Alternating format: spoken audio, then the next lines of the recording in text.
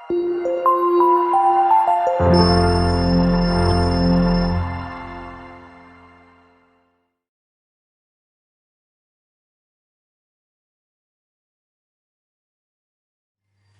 semuanya, selamat pagi, selamat siang, selamat sore, selamat malam adik-adik Genius. Selamat datang kembali di channel Belajar ala Klinik Genius. Tentunya kita akan belajar matematika bersama Kak Asri.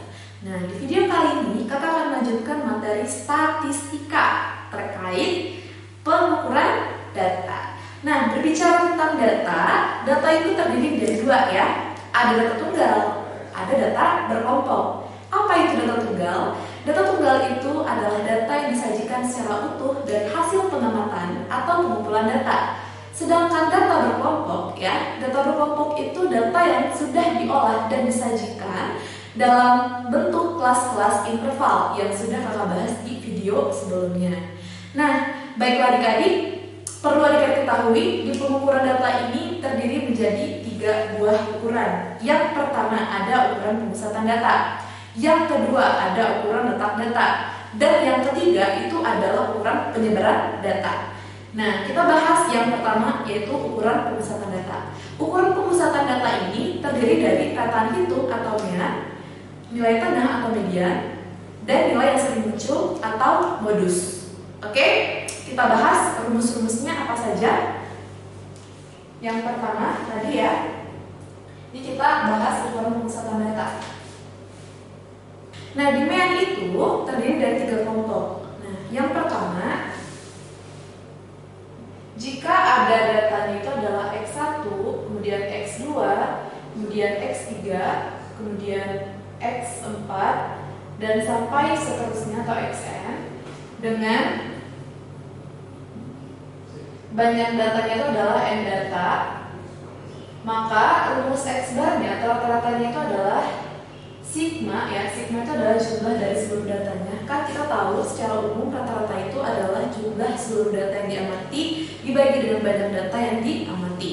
Nah, berarti di sini yang sebenarnya adalah jumlah dari I1 ya sampai N, kan di sini indeksnya sampai N untuk X I per banyaknya data per N. Itu untuk rumus mean jika diketahui ada beberapa data dengan N data.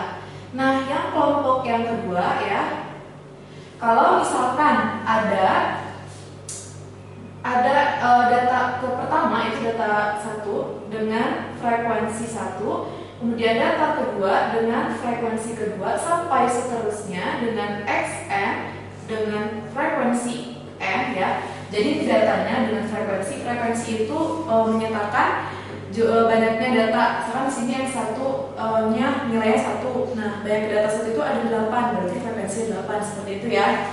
Nah, kalau ini maka rumus rata-ratanya atau X barnya adalah sigma dari I1 sampai N untuk Fi dikali dengan Xi dibagi dengan banyak datanya itu adalah Fi ya. Oke, itu untuk yang jenis kelompok yang kedua di dalam rata-rata. Nah, kemudian yang ketiga itu ada misalkan data pertama ya dengan datum N1, misalkan ini ada banyak datumnya itu, datum untuk data pertama itu adalah N1 dengan rata-rata X bar 1, dan datum kedua itu datum ini banyaknya nilainya ya. Nah, dengan rata-ratanya itu adalah X bar 2, kemudian sampai seterusnya. Nah, maka kan ini ditanyakan itu adalah rata-rata gabungannya. Nah, di sini namanya rata-rata gabungan. X bar gabungannya itu sama dengan N1 dikali dengan X bar 1 ditambah N2 dikali dengan X bar 2 ditambah seterusnya tergantung sampai berapa banyak datumnya ya, per banyak datum pertama ditambah dengan banyaknya datum kedua sampai ditambah dengan seterusnya. Itu adalah X bar gabungan. Jadi rata-rata gabungan ya. Nah, ini adalah 3 buah jenis kelompok di rata-rata. Jadi sesuaikan saja datanya yang diketahui seperti apa dan kita gunakan rumus yang sesuai dengan data yang berikan, seperti itu. Itu untuk mean. Nah, sekarang kita beralih ke median. Median itu adalah nilai tengah dari kumpulan data yang diurutkan dari yang terkecil sampai yang terbesar. Nah, yang kedua ya, median. Median itu adalah kita kenal dengan nilai tengah ya. Notasinya itu ME biasanya. Nah, jadi di median itu kita berbicara ukuran data. Jadi ukuran data itu ada yang ganjil, ada yang genap kan. Nah, kalau dia genap ya, kalau dia N-nya itu adalah genap, maka mediannya itu adalah data ya ke setengah dari median itu adalah setengah dari penjumlahan data ke N per 2 ditambah dengan data ke N per 2 ditambah 1. Itu untuk yang N-nya genap. Nah, kalau untuknya N-nya ganjil, maka mediannya itu adalah data ke N ditambah 1 dibagi dengan 2. Nah, seperti itu. Jadi sesuaikan sama banyak ukurannya, ukuran datanya. Jadi kalau dia genap ini, kalau dia ganjil ini. Oke?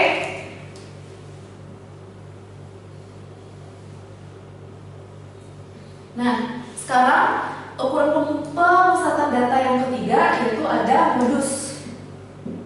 Modus itu adalah nilai yang sering muncul.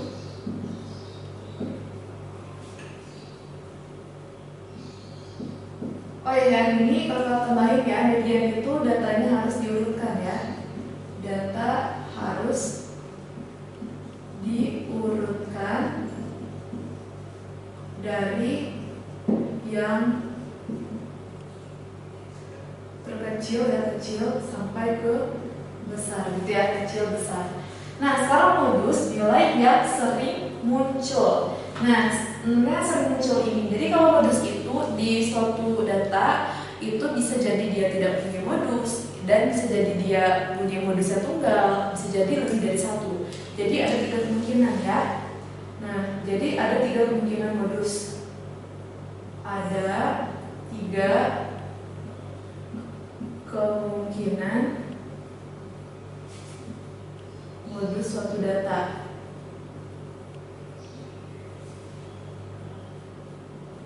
Nah, yang pertama bisa jadi dia tidak mempunyai modus ya. Kalau tidak mempunyai modus berarti kan tidak ada yang dominan kan data-datanya. Jadi istilahnya kalau misalkan berbicara nilai yang sering muncul itu ya kita lihat dari frekuensinya paling tinggi gitu dari sekian banyaknya data-data yang lain gitu.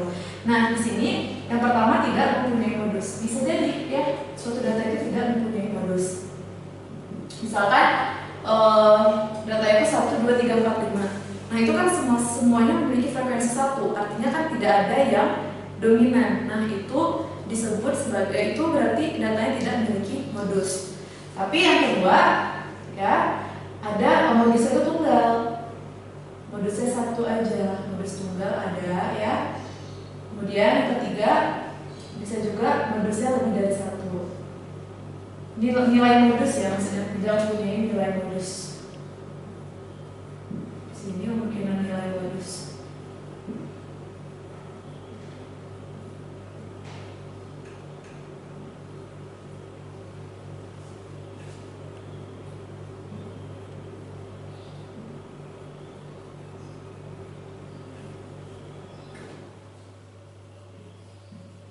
Nah, di sini nilai modus lebih dari 1. Ya, oke, ada 3 buah dari 3 buah jenis-jenis dari ukuran pemusatan data. Ada mean, ada median, ada modus. Oke. Nah, sekarang kita beralih ke yang kedua. Tadi kan di ukuran data itu ada ukuran letak data, ya. Yang kedua, ukuran letak data. Nah, di ukuran letak data itu terbagi menjadi 3, ya. Ada desil, Kuartil dulu. Ada kuartil, ada desil, dan ada persentil. Nah, jadi data itu tidak hanya dapat dibagi menjadi dua bagian yang sama besar, ya kan? Kalau misalkan itu contohnya di pemusatan data kemudian. Nah, tapi data juga bisa dibagi menjadi 4 bagian yang sama. Contohnya itu disebut sebagai kuartil. Kalau desil itu membagi data menjadi 10 bagian yang sama, persentil itu membagi data menjadi 100 bagian yang sama. Nah, jadi untuk rumus kuartil ini ya, untuk kuartil yang pertama, kuartil namanya juga membagi data menjadi 4 bagian yang sama. Berarti rumusnya itu adalah QI. Jadi kuartil itu terbagi juga menjadi 3 ya. Ada kuartil pertama, ada kuartil kedua, ada kuartil ketiga. Kuartil pertama itu disebut sebagai kuartil bawah, kuartil kedua itu sebagai median atau yang tengah ya. Kemudian Q3 itu adalah kuartil atas. Nah, jadi rumusnya itu adalah QI sama dengan data ke I dikali dengan M ditambah 1 dibagi dengan 4, karena dibagi jadi 4 bagian yang sama. Jadi sesuaikan. Jadi kalau misalkan ya rumusnya ini, kalau misalkan datanya itu X 4,25, berarti kan ini artinya data ke 4 ada 0,25 nya dikalikan dengan selisih data kelima dan 4, berarti X5 dikurang dengan X4. Paham ya? Jadi itu nanti lebih jelas nanti ke contoh saja ya. Nah, kemudian untuk yang kedua itu ada desil. Nah, desil itu kan tadi membagi data menjadi 10 bagian. Nah, desil di sini itu juga terdiri jadi kan kalau misalkan kuartil mah ada 3 ya, Q1, Q2, Q3. Kalau desil mah ada 9, D1, D2 sampai D9. Nah, kalau persentil nanti ada 99, P1, P2 sampai P99. Nah, jadi desil sini rumusnya DI. Ini I-nya ya, tulis. Misi lupa. I-nya di sini berarti dari 1, 2, 3. Nah, kalau yang N itu adalah banyak data ya. Banyak data. Oke. Nah, sekarang kalau untuk desil, DI-nya sama dengan data ke I dikali dengan N tambah 1 per 10 ya. Yang ini dengan I-nya itu dari 1, 2 sampai 9. Oke? Itu untuk desil. Nah, sekarang yang ketiga itu ada persentil.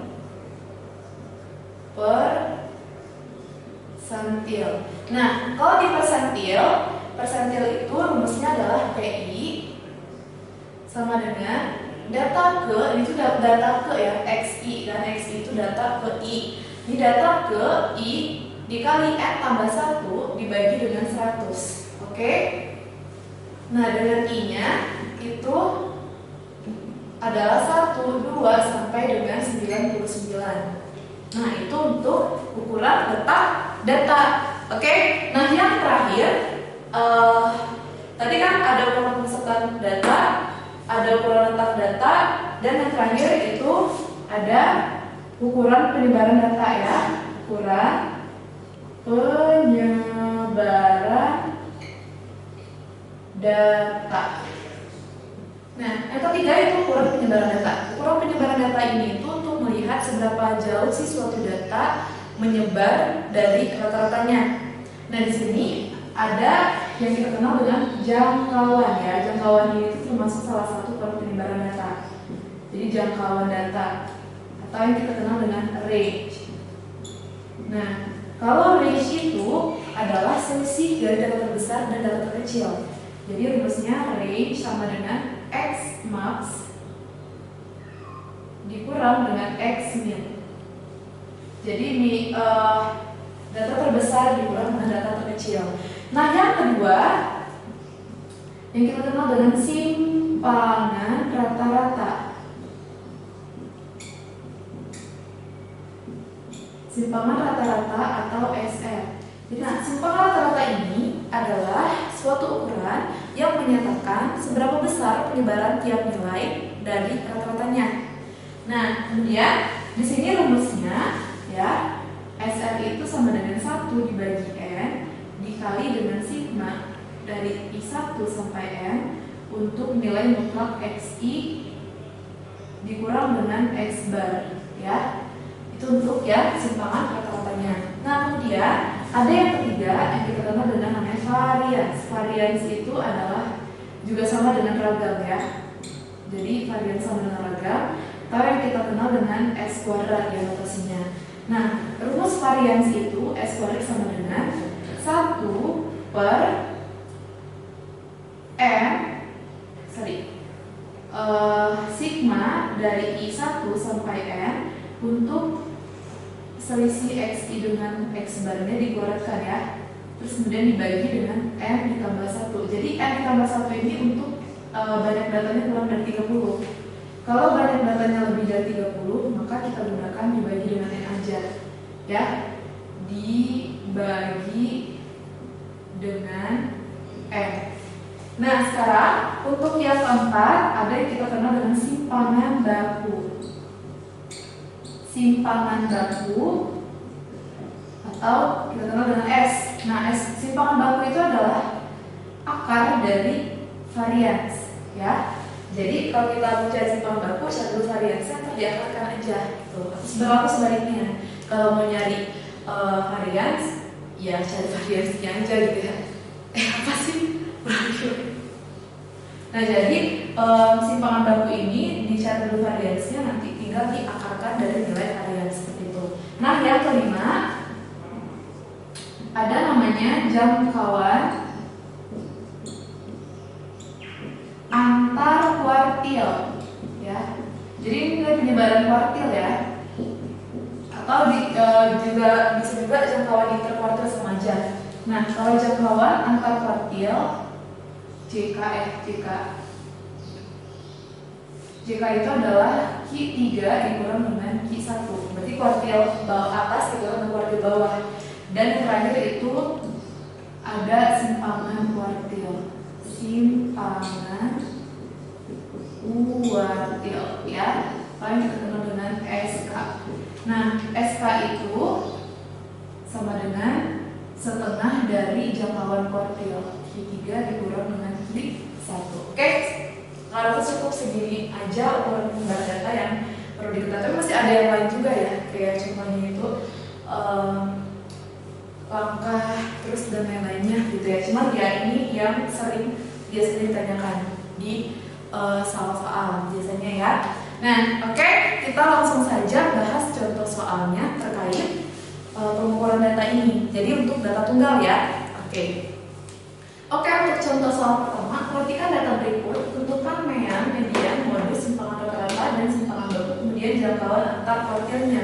Hampir mencakup semua dari pengukuran data ya. Nah, oke, kita lanjut saja, langsung jawab yang pertanyaan yang A. Itu meannya, X barnya berapa? Nah, kan kita lihat datanya. Datanya ini bisa juga kita tulis dalam bentuk tabel ya. Jadi untuk lebih mempermudah aja, karena kan situ ada data yang berulang, artinya data yang kembar. Jadi kayak misalkan 7 nih, 7 itu ada 7 lagi, berarti ada sebanyak 3 nilai 7-nya. Jadi memiliki frekuensi ya setiap datanya. Nah, kalau kayak gini berarti kita gambarkan pada tabel aja ya. Jadi kita gunakan kelompok jenis yang kedua untuk mean. Bisa dilihat lagi. Tadi kan rumus-rumus yang sudah kita bahas. Nah, itu ada nilai dan ada frekuensinya. Nah, jadi untuk kalau kita ambil dari nilai yang paling kecil, 6 itu frekuensinya ada 1, 2 ya. Kemudian 7, 1, 2, 3. Oke, 8, 1, 2, 9, 1, 2, 3, 10, 1, 2 ya. Nah, sekarang Rumus X bar kalau misalkan diketahui frekuensinya, itu berarti kan jumlah dari frekuensi dikali dengan XI per jumlah frekuensi. Berarti kan kita cari FI dikali XI-nya. Nah ini kan FI dikali XI. Ketika data ke-6 itu frekuensinya 2, berarti kalinya itu hasilnya 12. 7 kali 3, 21. 8 kali 2, 16. 9 kali 3, 27. 10 kali 2, 20. Nah ini ketika dijumlahkan, ya 12 tambah ini, itu adalah 96. Nah ini jumlah frekuensi, kan diminta lagi jumlah frekuensi. Ini kan jumlah dari FI dikali XI. Nah sekarang kalau untuk jumlah frekuensinya, jumlahin aja ini 2 tambah 35 tambah 27 tambah 3 10 tambah 2 12. Berarti jumlah frekuensinya itu 12. Maka di sini 96 dibagi dengan 12 itu sama dengan adalah 8 ya. 96 dibagi dengan 12 itu adalah 8. Berarti rata-ratanya atau meannya itu adalah 8 dari data ini ya. Nah sekarang kita lanjut untuk menjawab yang bagian B, median. Nah kalau untuk menentukan median, maka kita harus urutkan datanya. Ini kan datanya udah diurutkan di 6, 7, 8, 9, 10 ya. Ini frekuensinya. Jadi artinya kan kalau ini tulisin lagi ya ke dalam bentuk data yang tunggal seperti ini tanpa tabel, berarti kan 6, 6, 7, 7, 7, 8, 8, 9, 9, 9, 10, 10. Nah sekarang untuk menentukan median, kita lihat dulu kan N itu adalah 12, berarti kan datanya itu genap. Nah rumus itu median yang genap itu adalah setengah dari data penjumlahan data N per 2 ditambah dengan penjumlahan data N per 2 ditambah dengan 1. Jadi di sini lanjutkan setengah dikali X, N itu kan 12 bagi 2 berarti data ke 6 ditambah dengan 12 bagi 2 tambah 1 itu kan 6 tambah 1 7 ya, data ke 7. Berarti setengah dari data ke 6 1, 2, 3, 4, 5, 6, 8. Atau dari sini juga baca bisa 2 tambah 3, 5. Berarti berarti kan nggak di sini datanya ya. Berarti setelah 7 berarti 8. Karena kan ketika 2 tambah 3, 5 tambah 2, 7 berarti kan 7 itu 6 itu berada di dalam frekuensi ini ya. Ketika dijumlahin dengan ini berarti ada datanya di nilai 8. Berarti 8 ditambah yang setelah 8 di sini kan 7 ya, kan 2 tambah 3, 5 tambah 2, 7 berarti 8 juga. Oke? Berarti sama dengan setengah dari 16 itu 8. Ini kan data ke 7 juga bisa dari sini, ini data ke 6. Dijumlahin bagi 2, itu 8. Nah, sekarang kita jawab yang modulus C.